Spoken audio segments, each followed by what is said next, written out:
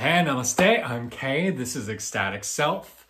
Now, one of the things I hear a lot of people and guys say is, I really want to love myself, Kay. I really want to like the person that I am. And I do too, right? That's a noble goal. I really want to like who I am. Now, the problem is a lot of us try to make ourselves likable by fixing a lot of things externally. We try to work out more or eat healthier or say the nice thing or be polite or be kind or read more or go out of our way to help a stranger. And these things are all really good, but ultimately they're not at the end of the day going to take you the full distance. Like, yes, please do those things, be a good person, work to cultivate your best self, exercise, eat well, meditate, do all those good things. But it's not going to take you all the way across the finish line. Because if you want to truly, truly love yourself, then you got to love all of yourself. You've got to accept every part of you.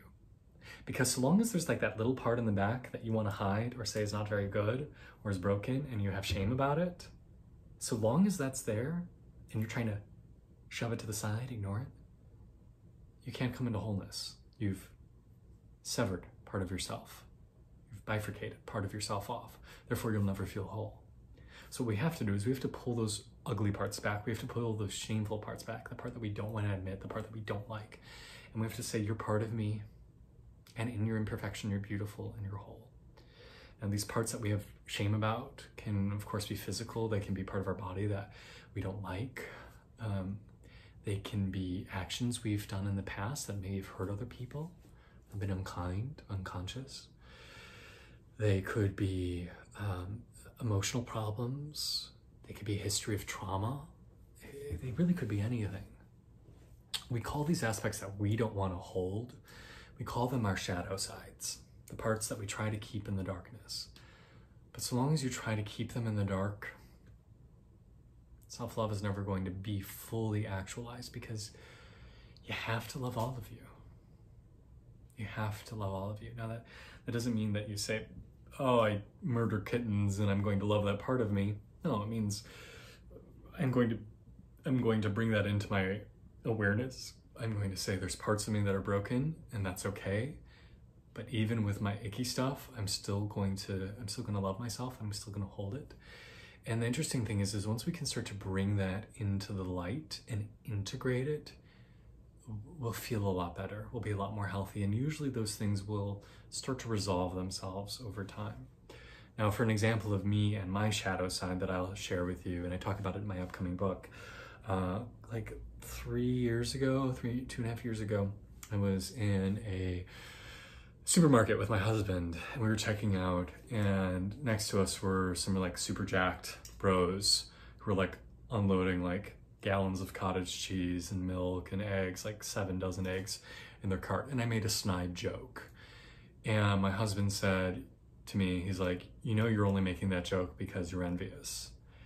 And as we were walking out to the garage, he's like, you know, I think you have some shadow work around there. Like there's this part of you that you've wanted to reject. This, you've owned the side of yourself that's all about compassion and loving yourself where you're at.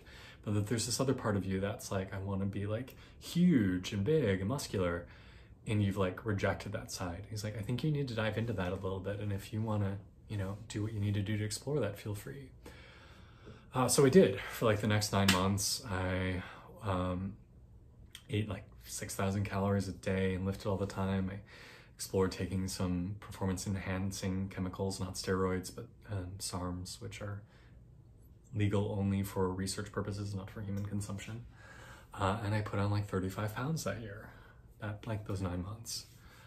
But it wasn't integrated, right? Like there was this area about me that I still held tremendous shame, and then I dove fully into that, and then I ended up like rejecting that part of me again and being like, no, I don't want to do that. I want to just come back to loving myself where I am. I'm just going to go back to doing yoga and meditating and don't worry about any of that stuff.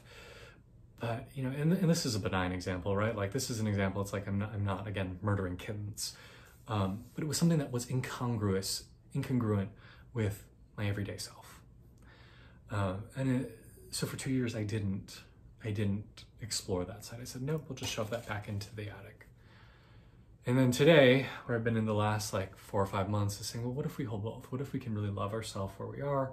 We also take time and start working out again, start lifting weights again, which I've been doing. Lifting weights again for like 4 or 5 weeks now. So point is if you really want to love you, you've got to love all of you. Good parts, bad parts, shameful parts, beautiful parts. If you try to segregate parts of your life off, if you try to just pretend to be somebody for whom those things don't exist, you'll never be whole. By definition, you've broken those parts off. It can be really scary to step into the shadow. It can be very scary to open the door to the basement or unlock the attic. But ultimately, that's where healing comes from. Integration, becoming a full person. And I think it's important to remember that, at least from my point of view and from a tantric point of view, nothing is inherently good or bad. Only thinking makes it so. It's also a line from Hamlet. So these parts that you deem as being not so good, that's your perspective. There's someone else out there who will think the opposite, I guarantee it. So it's about changing our perspective, seeing ourselves as whole, seeing ourselves as beautiful, seeing every part of ourselves as perfect, and not trying to hide, bury, or cut off any parts that we feel are unacceptable. I'll be talking more about this, but I think this is an important topic for all of us to dive into. We'll all be better people, better men, better women, when we can own our whole selves. I'm Kay. This is your thought for today. Thanks for listening at Ecstatic Self. Namaste.